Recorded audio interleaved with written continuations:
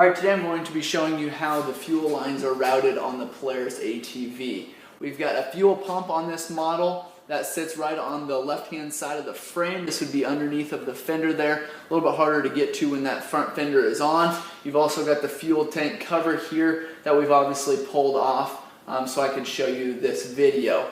We've got the fuel shut off here right now. It's horizontal, it's in the off position.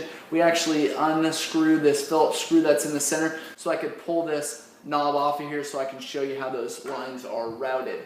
If you lift this fuel tank off here, we've got a couple bolts in the back that we've had to pull off.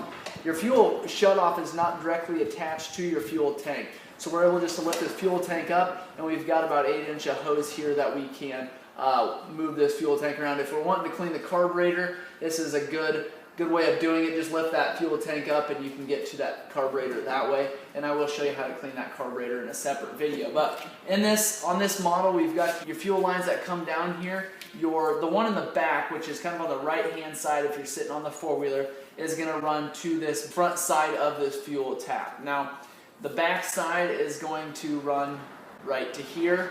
And so we've got the one that's more on the left is going to be in the back. Now this is just going to be your on and reserve setting. So if these get flipped around, you're not going to do any harm, except for you might think you ran out of fuel sooner than you actually did. So you want to try to make sure they're hooked up correctly when you're going back together, but it's not the end of the world if it's not. Okay, we've got your fuel tap here.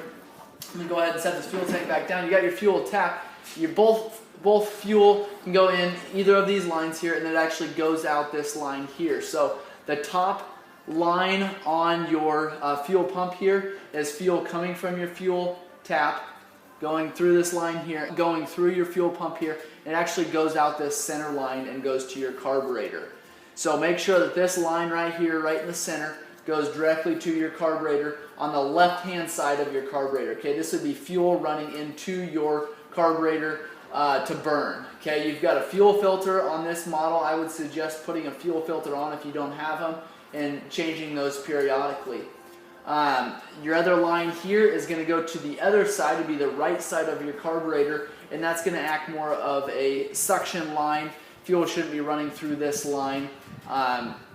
This goes to kind of the top area of your carburetor on the other side, farthest from there, but you want to make sure there's no cracks in this line. You don't want that sucking outside air.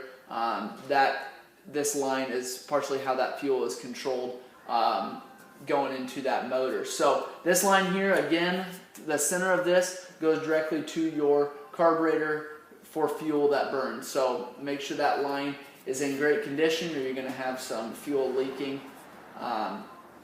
because that is primarily where your fuel goes into that carburetor. So we're going to show you now how to remove that carburetor. We're going to do a separate video on that and how to go through and clean that carburetor. So if you have questions or comments, make sure you leave those below.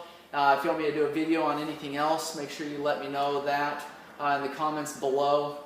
If you like this video, if you find it helpful, please share it, please like it, please subscribe, and let me know if there's anything else I can help you with. Thanks for watching.